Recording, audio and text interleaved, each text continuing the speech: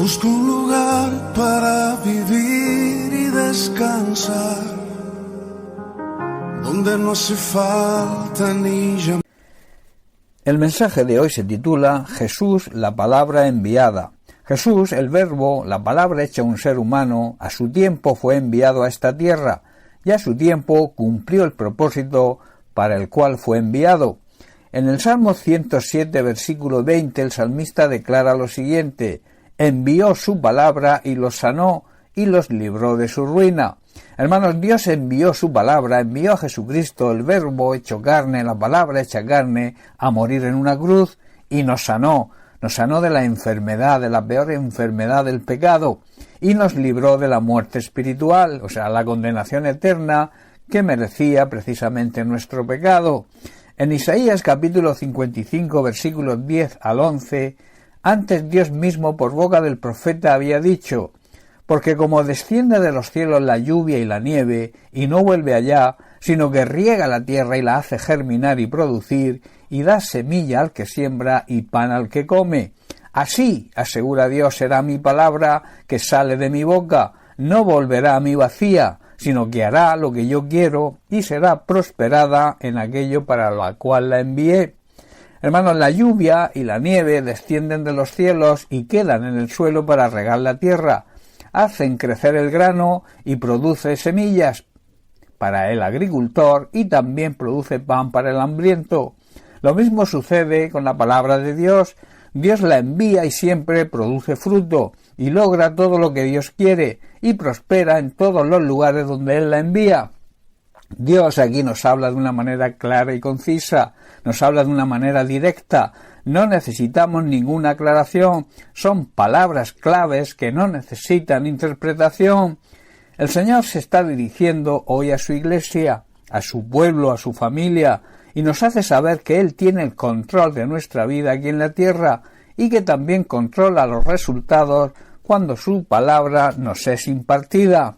Quizás en algunas ocasiones no entendamos cómo y por qué Dios actúa de una forma u otra, pero sí debemos tener la seguridad, somos creyentes y debemos creer que todo aquello que nos ocurre, Dios tiene el control y siempre obrará para que su perfecta voluntad se cumpla en nosotros, y también, al usarnos, hará que su voluntad se cumpla en los demás. Debemos buscar ser receptivos a toda palabra que Dios nos envíe. Él hará que produzca el efecto para el propósito por lo cual la envía, la hará prosperar, hará que madure y que produzca su fruto.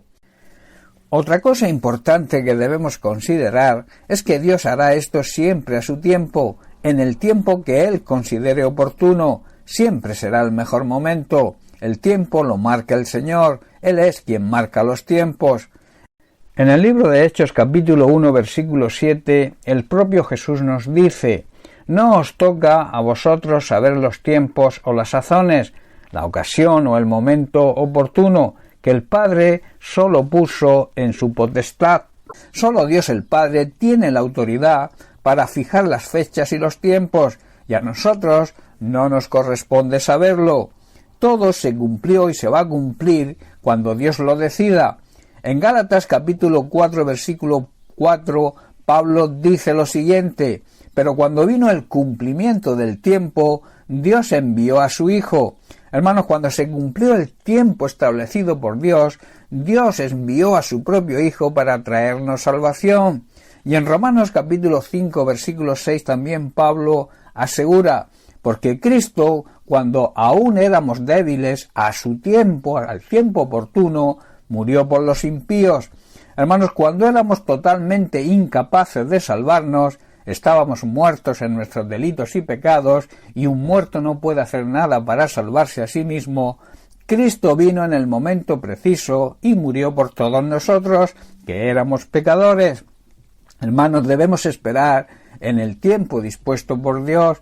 Así se cumplirá todo lo que Él dice, se cumplirán siempre sus promesas.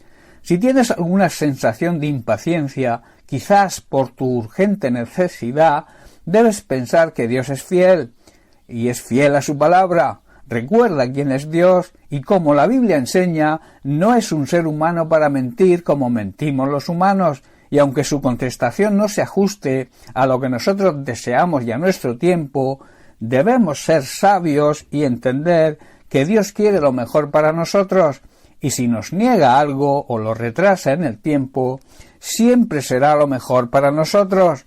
Debemos confiar, por tanto, y recordar que Dios promete. El creyente, demostrando su fe, lo cree.